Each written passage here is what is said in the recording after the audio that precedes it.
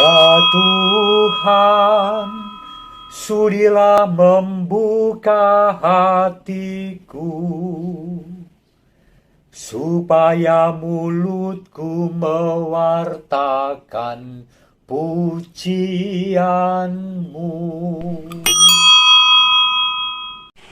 Halo saudari-saudara yang dikasihi Tuhan. Pagi ini saya menunaikan janji pada keluarga Pak Sutarto untuk merayakan sakramen perminyakan orang sakit. Itu adalah sakramen belas kasih Allah yang diberikan dan ditawarkan pada setiap pribadi beriman. Saya siap-siap nih, dan saya pakai sepeda saja. Alat-alatnya saya simpan di sini, simpel sekali ya.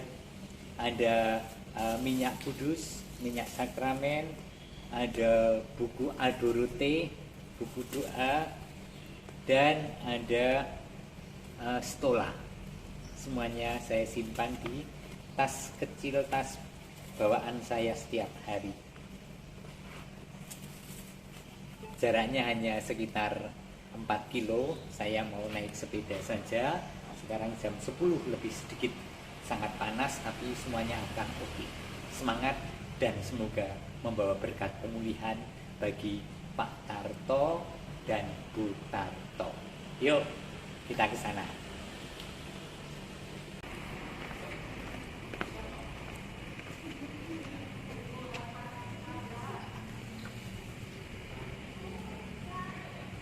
Bapak Ibu Sutarto, hari ini bukan hari kesedihan, tetapi hari kegembiraan bahwa kita semua panjenengan berdua, juga saya, juga beberapa umat yang hadir di sini dikunjungi oleh Tuhan melalui sakramen.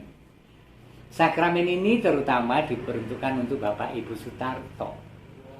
Dan ini adalah sakramen belas kasih Allah. Jadi 7 sakramen itu menggambarkan bagaimana Allah itu sejak awal sampai akhir mendampingi, hadir, dan memelihara kehidupan kita. Ini sangat luar biasa pemahamannya. Ketika lahir, kelahiran kita dirayakan karena kehidupan baru, yaitu dengan sakramen pembaptisan, dengan sakramen penguatan ketika sudah mulai akil balik. Seperti kalau tradisi kita ya supitan, ya kan, jenjang ketika menjadi remaja dibekali dengan roh Allah sendiri, dan sudah mulai menyantap santapan sehari-hari, yaitu sakramen Ekaristi. Maka pembaptisan, komuni pertama, dan penguatan itu satu dompol sakramen besar yang mengawali hidup yang diberkati oleh Tuhan. Oke? Nah, kemudian santap itu namanya sakramen inisiasi, sakramen awal. Hidup butuh nutrisi, butuh makan sehari-hari, dan itu kita terima melalui sakramen Ekaristi. Ya, santapan sehari-hari yang menjadi puncak dan sumber kehidupan iman kita. Maka setidaknya setiap minggu sekali kita berusaha ketika keadaan normal untuk menyambut Tuhan. Bahkan di antara kita membuat devosi harian dengan menyambut Ekaristi dengan misa harian, dan itu selalu baik. Nah, ketika kita merasa lemah dan tidak berdaya, Allah menjadi kekuatan kita melalui sakramen apa itu? Ada 2 sakramen.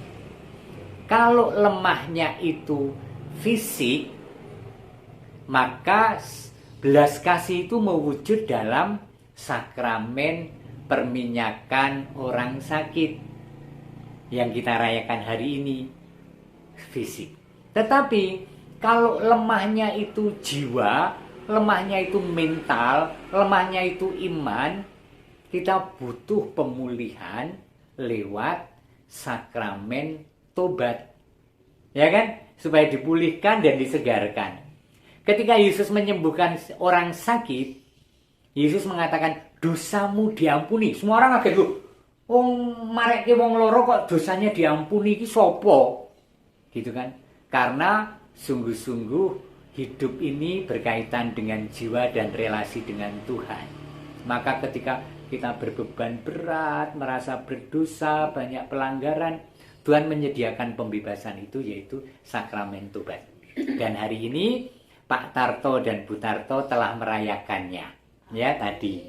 Sekarang akan kita lengkapi dengan sakramen belas kasih yang lain ini, jadi fisik dan jiwa, yaitu sakramen pengurapan orang sakit.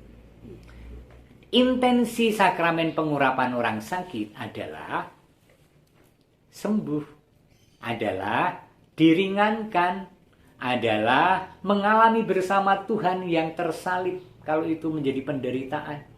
Dan tradisi ini sudah berlangsung bahkan di kitab suci di Perjanjian Baru diceritakan dalam surat Yakobus misalnya, kalau ada orang yang sakit panggillah imam, dan dengan doa dan olesan minyak suci dosanya diampuni dan orang itu mendapatkan keringanan dan kesembuhan. Jadi intensinya adalah ringan dan sembuh, gitu. Orang renggiek dan sakit secara fisik. Maka itu yang juga kita doakan. Nah, seringkali ada kesalahpahaman oleh banyak orang. Sebuah keluarga ketika bapaknya sakit dan kemudian saya tawari, kita sakramen minyak suci, dereng romo, dereng siap. Belum siap. Arep sakramen minyak suci. Loh, dikira mateni mau piye? Bukan. Ya, bukan ya, sama sekali bukan. Jadi bukan dereng siap. Puji Tuhan, alhamdulillah gitu kan. Bahwa diberi kekuatan oleh Tuhan sendiri lewat sakramen ini. Tapi banyak, dan walaupun diterang-terangkan ya orang mudeng-mudeng nggak mau soalnya. Nah, siapa dah? Hah? Sakramen perminyakan Romo kita mau. Gitu ya. Kita mau karena kita ingin ringan, ingin sembuh. Bukan untuk mati. Ya, ya, itu pasti. Doa-doa kita juga bukan supaya mati, supaya diringankan, disembuhkan dan bisa melakukan kewajiban sehari-hari dengan baik, gitu kan? Dan ini doa orang basa-basi. Janjane men pengen cepet mati yo. Ora janjane, yo sing disembayang kuwi yo sing dipengini gitu.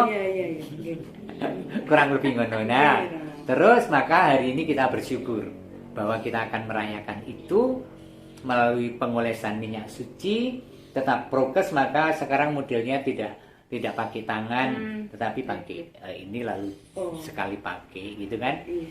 Nah, masih ada satu bongkahan sakramen yang lain, yaitu sakramen sosial. Apa itu? Menjadi romo atau saling menerimakan sakramen pernikahan. Itu sakramen sosial yang membuat kita hidup sosial dan kemanusiaan hidup bersama itu punya status di hadapan Tuhan dan di hadapan mereka. Saya imam, panjenengan bapak atau ibu gitu kan. Maka ada 3 bendelan sakramen. Inisiasi, terus sakramen sehari-hari, santapan sehari-hari, sakramen belas kasih, dan sakramen sosial. Dan itu kita rayakan sejauh mungkin, sejauh bisa. Nah, sekali lagi, hari ini Injil menceritakan tentang seorang prajurit luar perwira, ya kan? Perwira tentara yang tidak percaya pada Yesus Tuhan, tetapi percaya bahwa Yesus itu sakti. Karena cerita banyak orang dan dia mungkin menyaksikan. Maka permohonannya adalah tidak untuk dirinya sendiri, Tuhan. Itu hamba saya terbaring di rumah, sakit lumpuh, tolonglah, gitu. Kayak kita mendengar tetangga sakti jaluk tolong gitu kan, tetapi kita berdiri tidak beriman pada dia. Tolonglah. Lalu kemudian Yesus ternyata menawarkan yang sangat ngayem-yemi. Aku akan datang dan menyembuhkan. Madeg deh. Loh, kok langsung gitu kan? Terus dia mengingat bahwa dia pun biasa perintah. Lah iki kok arep rawuh dhewe wong sekti iki. Maka kemudian, Tuhan, jangan datang ke rumah, katakan sepatah kata, hamba saya pasti sembuh. Wah, ini komunikasi yang sangat baik. Gusti Yesus yang gumun gitu. Loh, kono iman sing sebesar kong ini ki. Dan ternyata memang ketika itu dikatakan hamba yang di rumah menjadi sembuh. Sekali lagi, ini hal yang mungkin menjadi banyak orang bertanya, sudah saya upload di YouTube tadi pagi. Jadi seorang yang atas alasan tertentu tidak sanggup lagi untuk menerima tawaran operasi lagi sesudah 3 kali operasi yang sama, gitu kan?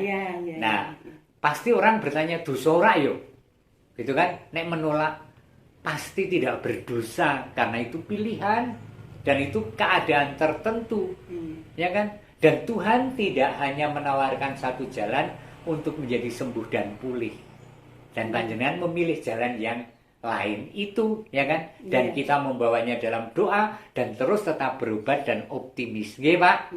Ya toh, tetap. Semoga berkat pengurapan kudus ini Tuhan Yang Maha Rahim membantu saudara Agustinus Sutarto dengan kekuatan Roh Kudus. Amin.